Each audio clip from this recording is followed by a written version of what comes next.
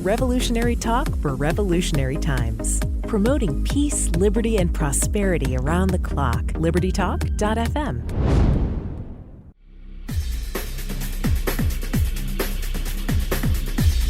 Welcome to Living the Solution with Dr. Elena George.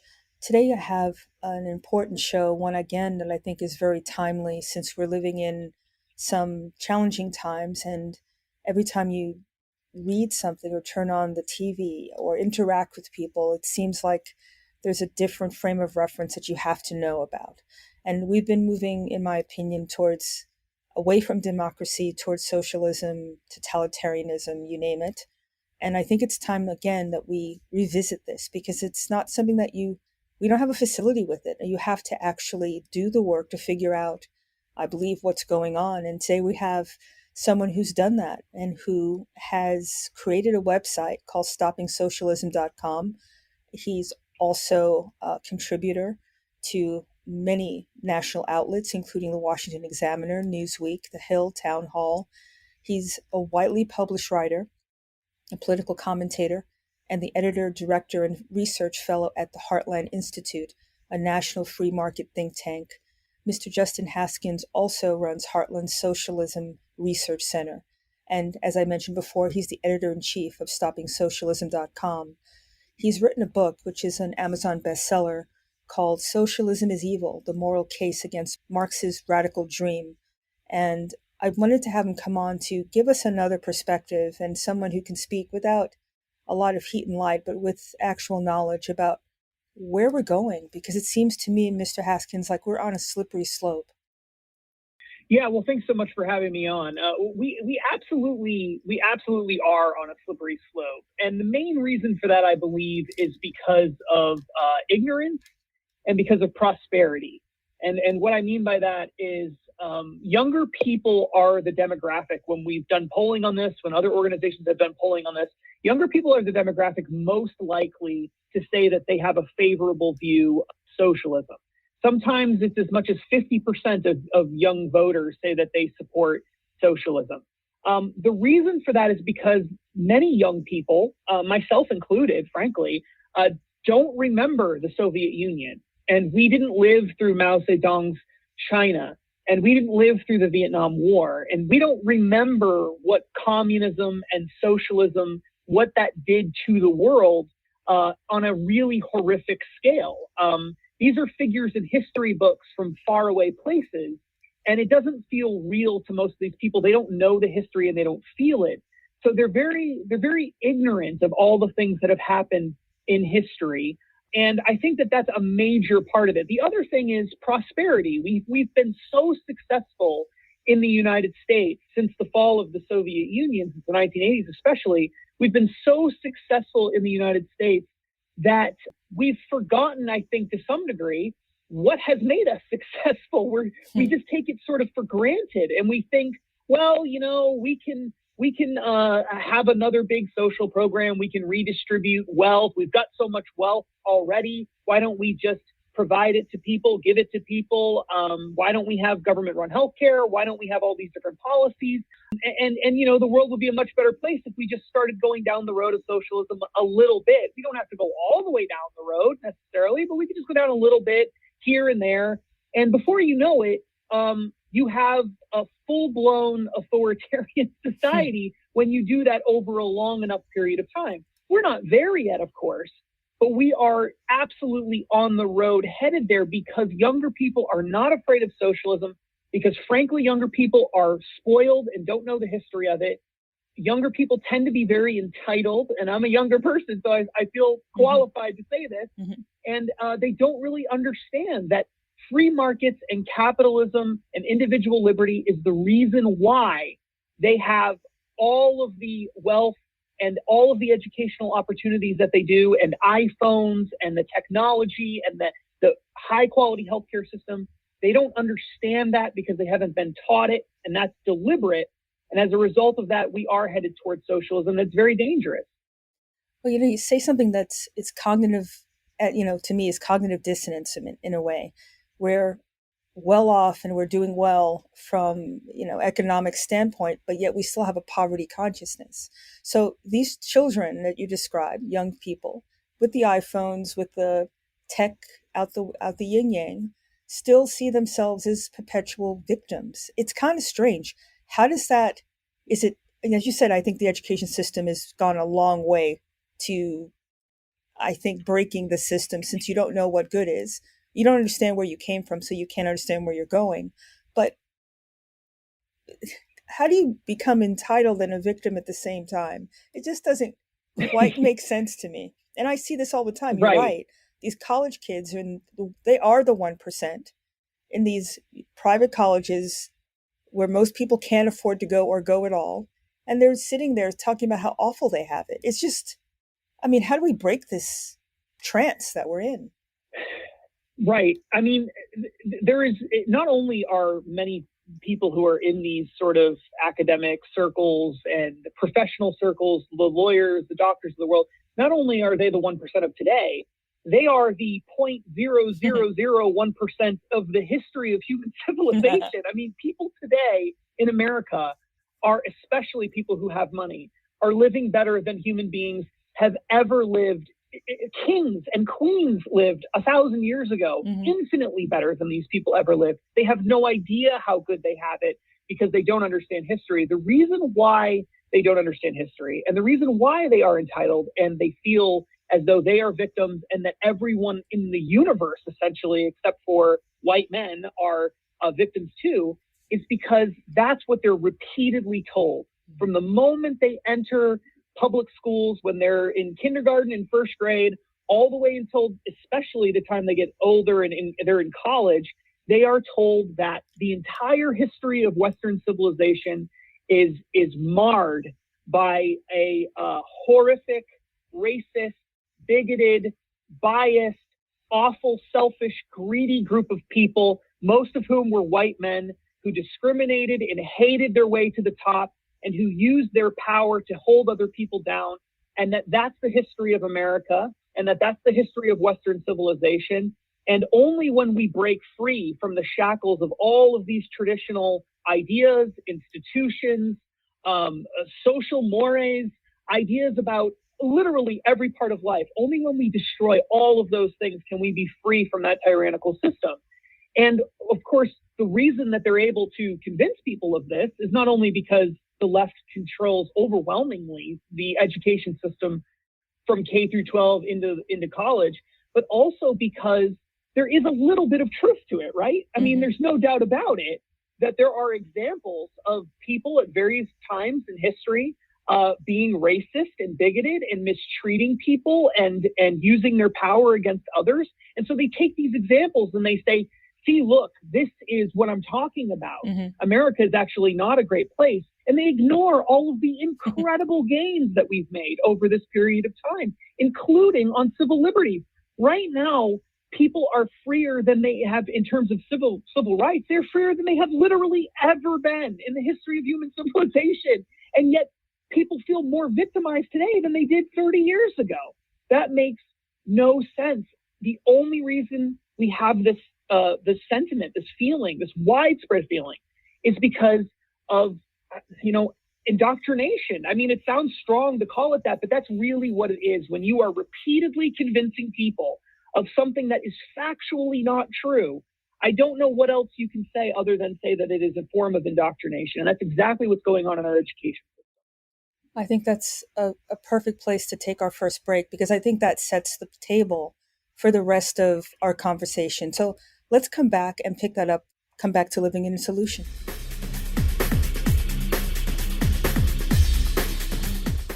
Welcome back to Living Solution. We're speaking with Mr. Justin Haskins. He is the editor-in-chief of StoppingSocialism.com. And before the break, you were giving us, I think, a very good baseline for how we got here. From cradle to grave almost, people are getting the same mantra, whether that's school, the media, pressures from Twitter, etc.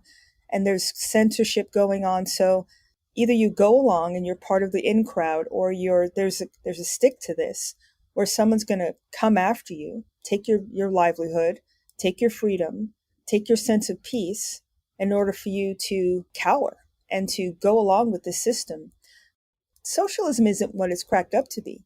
They seem to have this very romantic vision of everybody living well and everybody being middle class and above, and there is no poverty and everybody's living milk and honey in the land of milk and honey. That is not what socialism is to me. And everything I've read, and I've, thank God, never lived through, but there's people who do very well, and there's the rest of the society. And those people are the intelligentsia, the academics, the people who basically live off of the sweat and equity of other people.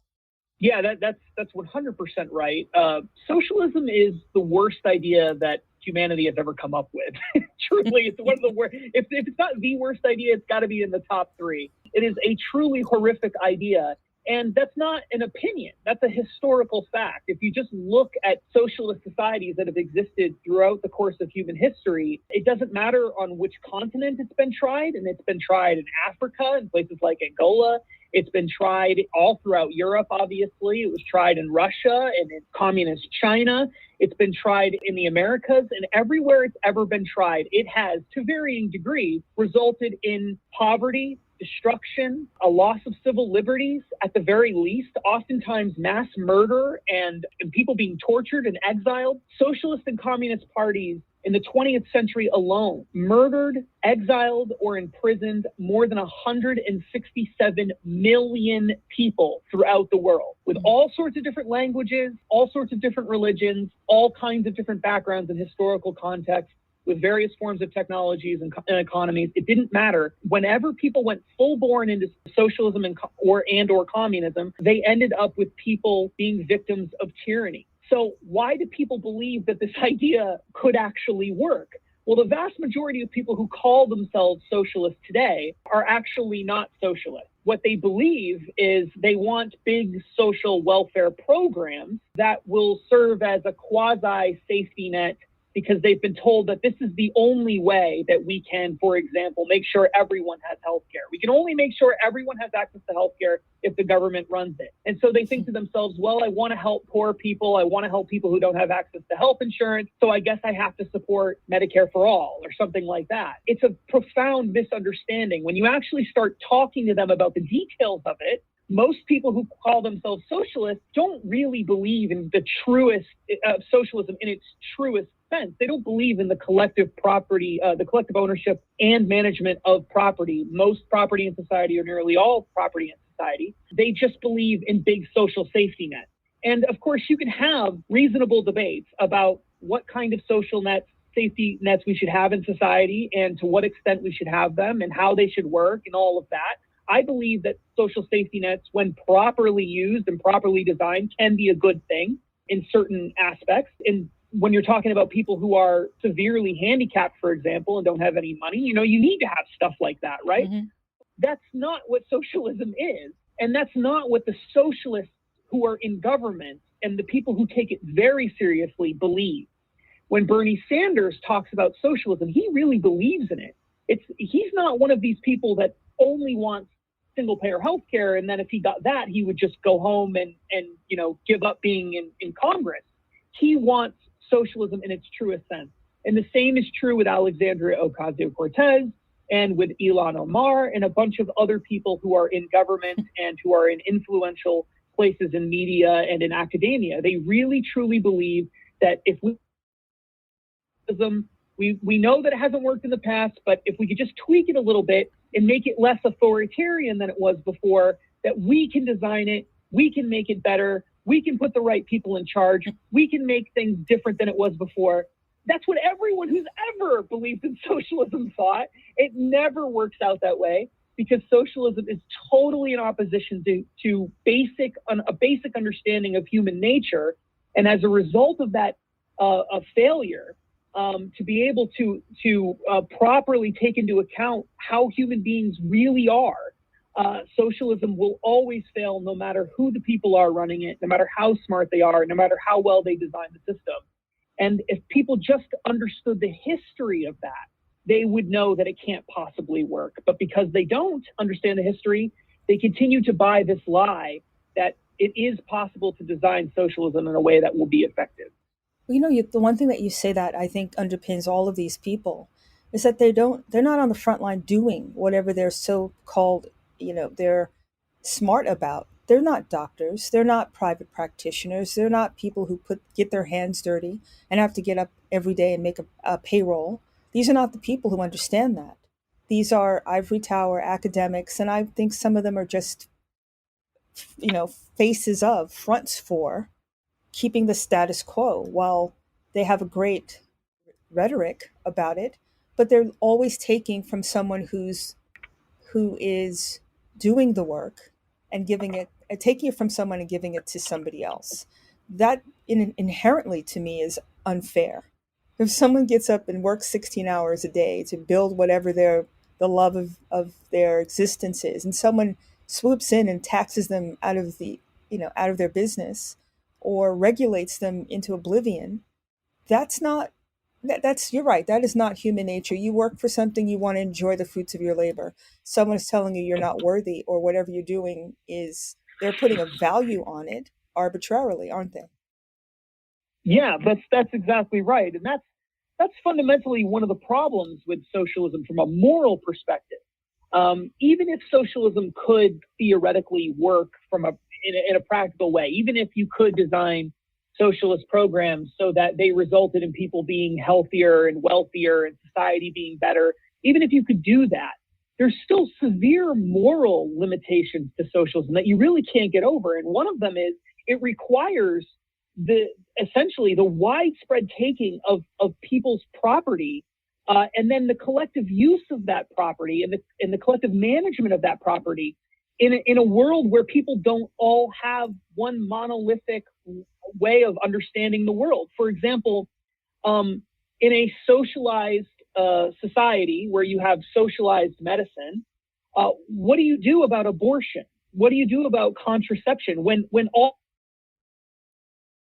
by the collective, meaning by literally everyone, when all of the doctors are being paid by literally everyone, when you have widespread collective ownership and management of these things, then what happens if you are a religious objector to that? What happens if you just, for moral reasons, don't think these things are good? It doesn't matter. No. You have to participate in it. You have to be a part owner of the abortion clinic, even if you think abortion is totally against your religious beliefs.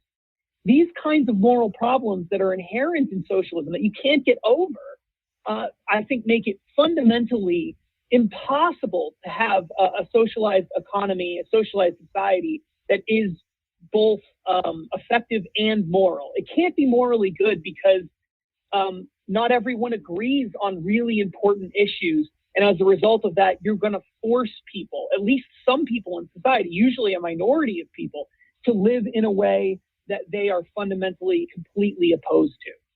I think you can expand that. It's not that you can go the coercion side of it, where people, I think, let's just face it, we're all different. So let's say a majority of us don't go along, but there's people who will acquiesce for the peace because they're afraid, because of anxiety, whatever. They're being led down a path. It's not because they choose to do it either. So you have the people who will go along and get along, yet they're not for it either. So this system is rife with top-down control. It'll legislate out any freedom of thought, any objection, because this system can't hold together because of people coming together by free association. It's always by coercion. That's never going to last. Yeah, that's a great point. And I think that the sort of the best evidence for that point that you just made being 100% true without dispute is that we actually have a society right now. We are living in a society right now where anybody can become a communist or a socialist. All they have to do is get together with a bunch of other people and go get a piece of property somewhere and go live in a commune. You can make your own commune right now if you really want to. And yet no one does that. Almost no one makes a commune and goes and lives in it, right?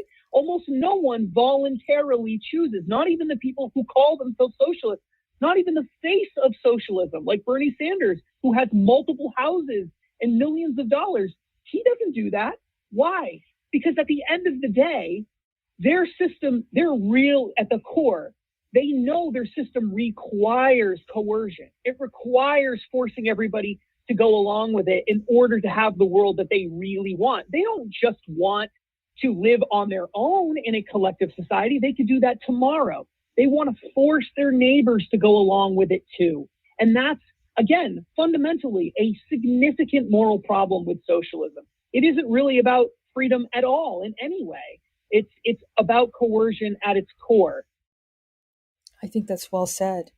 And it's not like they want to live with the other people. They seem, like you said, these are independently wealthy people who started off, most of them, with nothing, who were basically living hand to mouth. As I remember reading about Bernie Sanders before he became a senator. And now they're multimillionaires, books, multiple compounds. So while they're telling you shouldn't want to live well and you're taking away from somebody else, it's like they're doing the same thing, but using rhetoric and media and all sorts of gimmicks to make you look at the shiny thing while they're doing exactly what they say is wrong with our country and society. Yeah, that's exactly right. And, we could point to the numerous houses, and we could point to Alexandria Ocasio-Cortez wearing dresses that are worth $20,000 going to the Met Gala and doing things like that. There are plenty of examples of socialists in America being hypocrites, but even in societies where they've fully adopted socialist or they've tried to fully adopt communist principles, no one's ever actually had a communist society in the truest sense. Whenever they try this, what do you end up with? You end up with a class of people who have all the money, have all the wealth, have all the power, and most people in society have whatever the ruling class decides to give them. Socialism inevitably, no matter how good the intentions are of most of the people who start out with it, socialism always devolves into some form of authoritarianism, which always leads to having a two-class system, the people with power and the people without power. And there's really no way around that. If there were, then I think someone would have figured it out by now. But there really is no way around it, again, because it's fundamentally incoherent, the system, when you're dealing with human beings who have radically different ways of thinking, who have radically different desires in a really complicated economic and social world that we live in today and throughout the course of human history. It's just impossible to make socialism and communism work without force and coercion, and that's why it always devolves into that. I think that's, again, a wonderful place to take our second break. You're living in the solution. Welcome back to Living in Solution. We're speaking with Mr. Justin Haskins, and again, he's an author, writer, editor, and we're speaking about his book, Socialism is Evil and the Moral Case Against Marxist Radical Dream. And, before the break, we were talking a lot about why this system won't work, but let's bring it now into real time. There's been a lot of talk about the Great Reset. There's been a lot of looking at it from 1,000 feet. This whole situation where we've had a breaking of our society, where people who are small business owners, independent practitioners, people who are running their own lives have basically been put on the sideline. And you've seen the wealth transfer from the individual to the corporation. And there's a process that I'm really becoming very aware of, public-private partnership. Every time I hear that word, it makes my hair stand on end, because to me, that is what fascism is. And it's this ruling class cloaked with corporatism. And we've seen it in healthcare. And I think it's a template that's going on through every single aspect of our society, where the government and the corporate interests are aligned and they're working against the individual. How do you see that? Yeah, I think that's exactly right. I think that, what the Great Reset fundamentally is all about is it's about the ruling class consolidating their wealth, consolidating their power. And I think to some degree, they believe that this consolidation of wealth and power is for the betterment of all of society. We're all going to be better off if they have more power and control over our lives, because they're the ones who can fight climate change, and they're the ones who can make sure that we don't have wealth inequality and they can solve all of society's ills if we just give them increasingly more power. Of course, they get richer and richer in the process, and they're the ones that get to make decisions. So it just so happens to work out really well for them. It's very convenient. But I think you're absolutely right that what we're seeing in the world today is a movement of consolidation of power and wealth, and corporations who have historically been for, lower taxes and less regulations and things like that, have figured out that if they go into bed with government really, really hard, because there's always been some degree of cronyism, but if they go into bed with government very, very hard, and they get access to all of these trillions of dollars that are being printed by the Federal Reserve and other central banks around the world, and they get these ESG scores, environmental, social, and governance scores, which are a new system for evaluating businesses that looks at woke causes and evaluates businesses based on how woke they are, what your gender representation of your board of directors is, how committed are you to battling climate change, what's the racial composition of your workforce and your management training programs and things of that nature. When all of these systems are designed to supposedly make the world a better place, but it also consolidates power. And corporations realize that if they go into bed with government and they get involved in all of these things, that they're going to get really, really rich in the process. And they don't care what that means for the rest of us. They will sell us all out if it means making more money. And that's exactly what these people have done. And it is very terrifying because the Constitution of the United States and other systems that have been put into place to protect our civil liberties, they weren't designed to protect us from corporations. They were designed to protect us from government. Well, what happens when corporations and public-private partnerships develop where you have corporations and governments are so closely aligned, it's hard to tell where one starts and the other ends, right? How do you do that? You don't have the same kind of protections anymore. And I think that's exactly why the left has tried so hard to get into bed with corporations, when in the past they've been completely opposed to them. I think it's because they realize they can get around some of these protections for civil liberties by getting corporations to do their dirty work for them. Very interesting.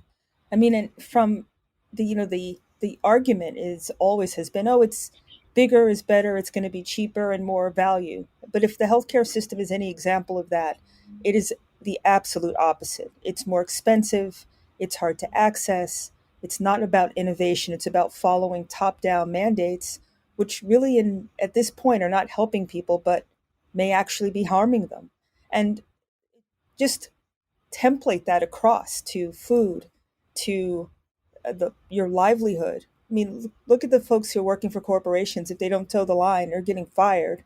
And they don't have recourse. Where in a small business where you know each other, where there is camaraderie, where there's a sense of everybody has value for real value, there's a different mindset. It just seems like you've just become a drone, a template, a means to an end, and grist for the mill.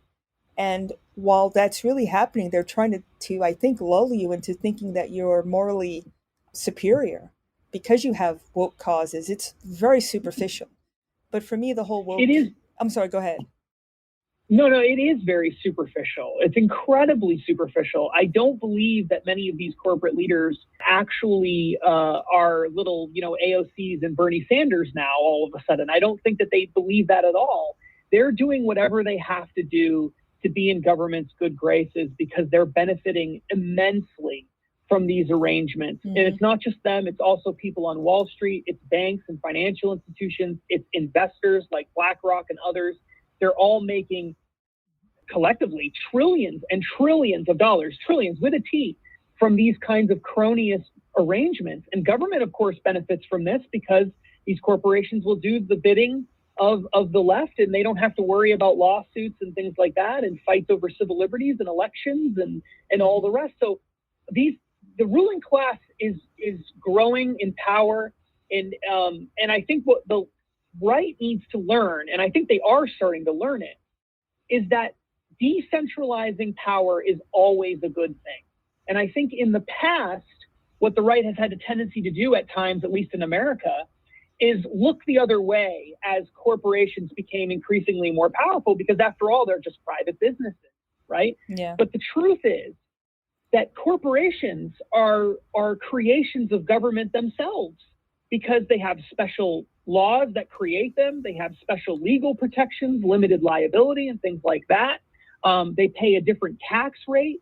They are able to buy health insurance for their employees across state lines. They have all kinds of benefits and advantages that are created by government that they ordinarily wouldn't have.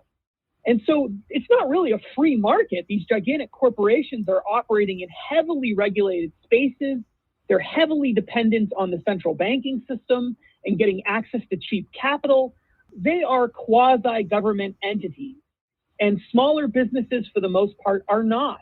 And that's why we need more decentralization across the board. It will always lead to greater freedom in society. And I think the right is learning that. I think it's a painful lesson that we're learning. But private business, just because you're non-government officially, doesn't mean that you're not in bed with government, doesn't mean you're not dependent on government, and doesn't mean that you are not in to some extent in coordination with government. And that's something we have to learn, and we have to start designing our policies and our entire movement, really, so that it embraces decentralization of power at every opportunity. You know, it's always about follow the money. It's part of the mantra of the show because it seems to apply to everything. This whole structure is based on free money, government-based money, and feeding the trough. So if you look at the top lobbyists, the top 10 are healthcare, probably telecom, the same people who are running these platforms that put their foot on the neck of everybody else to keep themselves in power.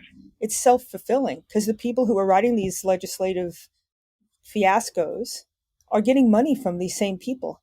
We have to cut the ties. Money should not be the thing that runs this system. And you're right. I think that's the main thing, that it just keeps ginning up money, this cheap money that they keep accessing to make sure that it's a you win, I win, you lose, I win situation.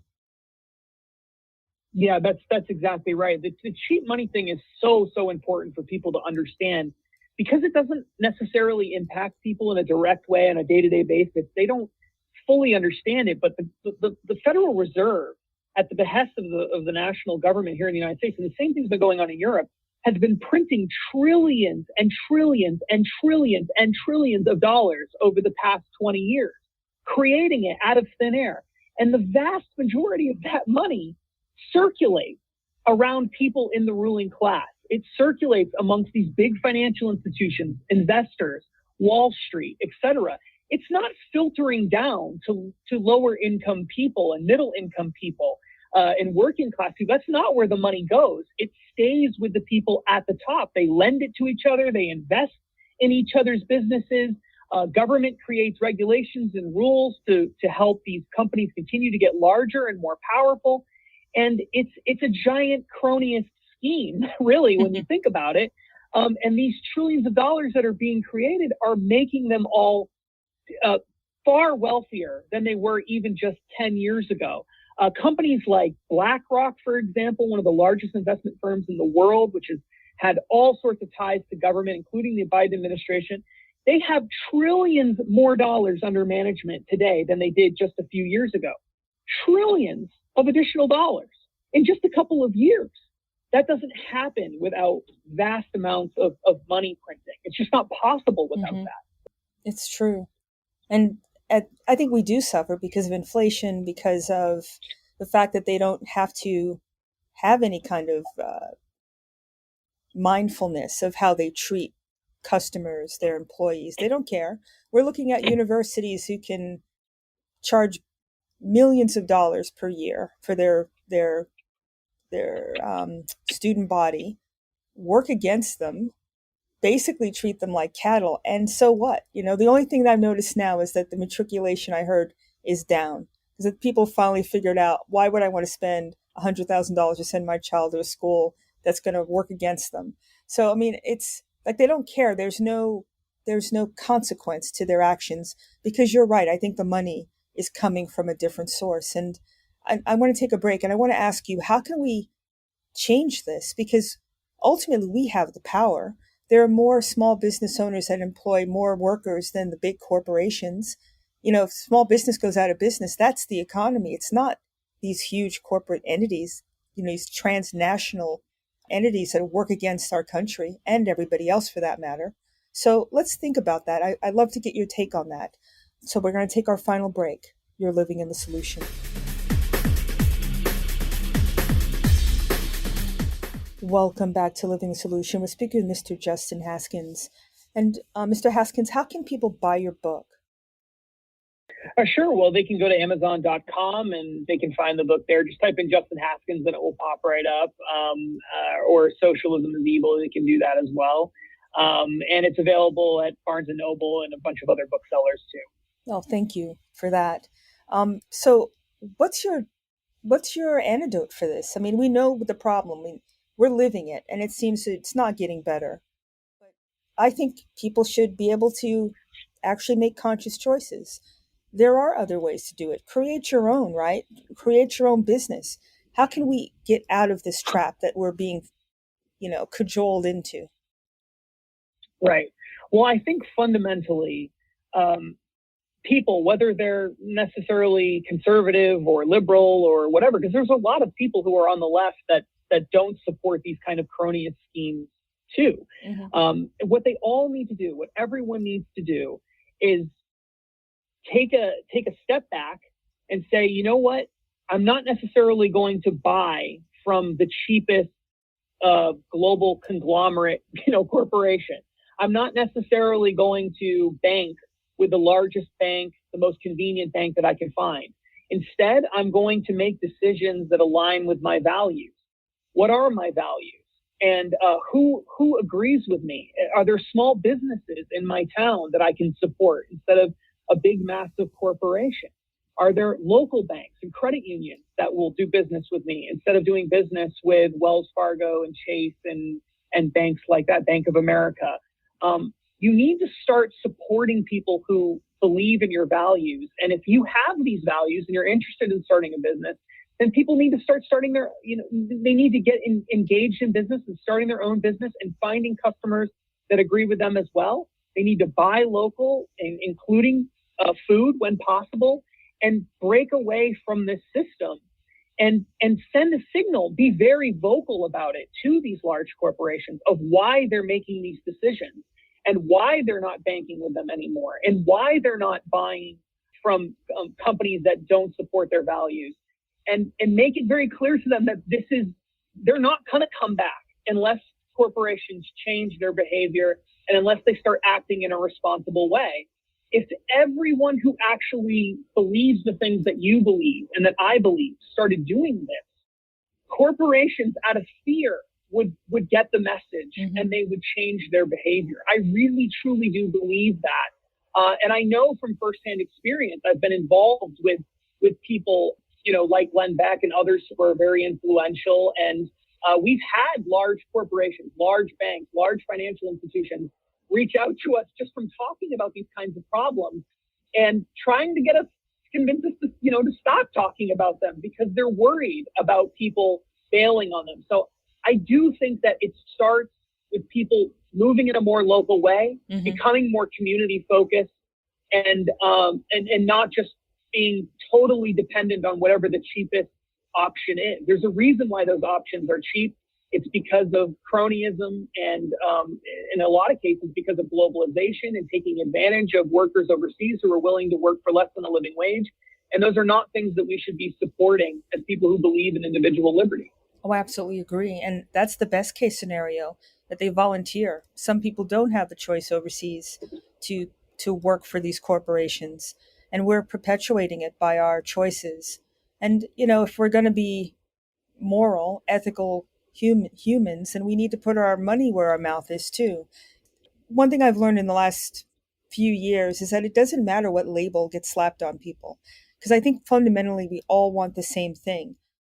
Those are those who are going to listen to the media and want it having taken care of for them versus the people who I think are waking up daily to, we're going in the wrong direction. Doesn't matter what particular label that we want to put our people put on us, but we just want to be free and to be free to educate ourselves, our children, to have our jobs, to have them be safe and be paid a proper rate that's commensurate with what you do. It seems to me that they're trying to make the service industry into the only avenue for people, because everything else is being removed as a way to be employed gainfully. So the $15 an hour wage, for example, it sounds good in theory, but is it? Is it really good for the economy? Do the people actually bring home more money, or in the next tax bracket, and so they actually get more money removed from their paycheck, right? So is it a way to capture everything that we do, everything that we think, so that we can go into that credit, that emotional credit score that they're trying to put people in? Yeah, I think that's a great point. The fact of the matter is that if you want to be wealthy, if you really want to be wealthy, you want to build a life for yourself, the best way to do that is to have a society where you have opportunities to not just become educated, but to pursue whatever your passion is in life.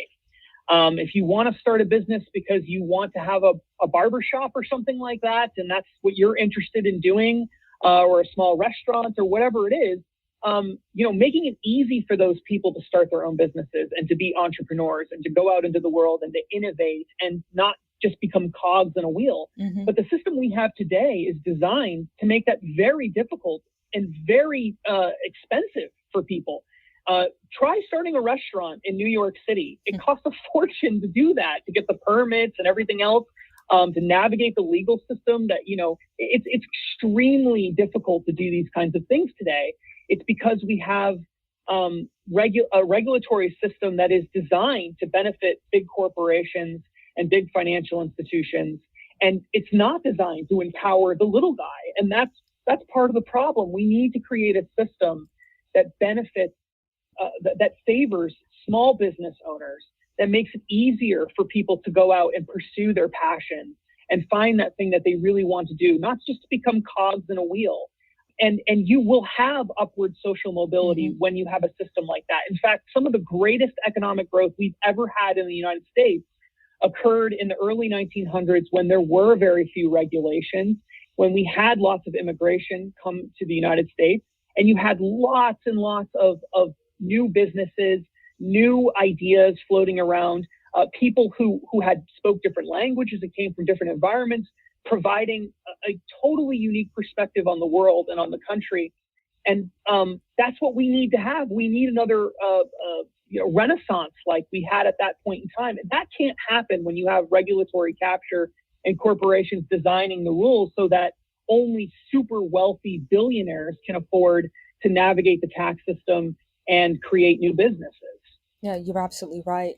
But is it by design, right? If this is a grid control system where you don't want outliers and you want everybody to just go willingly into this, conveyor belt, then this is perfect for that system. You don't have people who want or even think that they can open up their own. You don't have customers who are willing to think outside the box instead of using the easy button here. But it's not better. We're getting worse service. We're getting worse products. We're getting sicker. We're paying more for the privilege of this. And I just read in the Economic Forum that they're stating that in 2030, no one will own property. This is the direction that they're trying to take us to. You won't own anything. You won't live anywhere that you want to be in, and you'll like it. And I want to live in a 500 square dark box. I don't want to do that. But that's where we're moving to, while I think this whole rhetoric is designed to distract, to divide, and by definition, to conquer. We have time to change that. And I think people like-minded, I don't care left, right, and in between, need to join together. And, I take another point to your argument. We don't have to wait for them to let us do something. Do it. Get out there, grow your own food, bring your own business home, be a renegade, because that's how this is going to break, not continuing the same thing, expecting a different result, right? Yeah, it's absolutely vital that people take that attitude.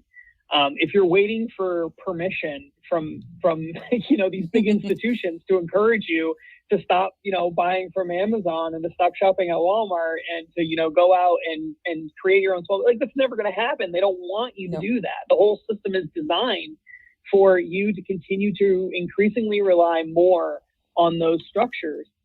You have to be, as you said, a renegade, and go out there and be an innovator, be unique, and find your passion and find like-minded people. And I think if people actually took that advice seriously, I think we could all do better at it, myself included. I think the world would be a lot better place. I think the country would be a lot freer. I think people would be a lot happier.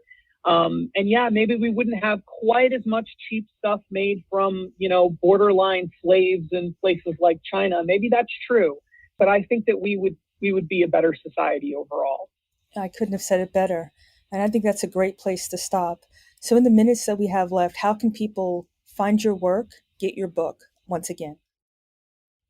Sure. They can find my work at places like The Hill and Newsweek and foxnews.com, and on YouTube as well. We've got a great show called Justin and Donald Save America. They could check that out. It's new and it's really fantastic. We go into a lot of these different ideas. And .org, and they'll be able to find all of our information, all the work that myself and other people at the Socialism Research Center have been working on. Well, I want to thank you so much, Mr. Haskins. It's nice to talk to like-minded people, and we're not alone. I'm convinced of that. But as long as we continue to sound the bell, that there's other ways to think about things, and that you don't have to be a victim in any way, no matter what you look like or where you come from. I think that's how we win in the end, and we will. I'm convinced of it. As am I. Thanks so much for having me. I really appreciate it, and I greatly enjoyed the conversation. Thank you so much, and God bless. And thank you, everybody, for living in the solution.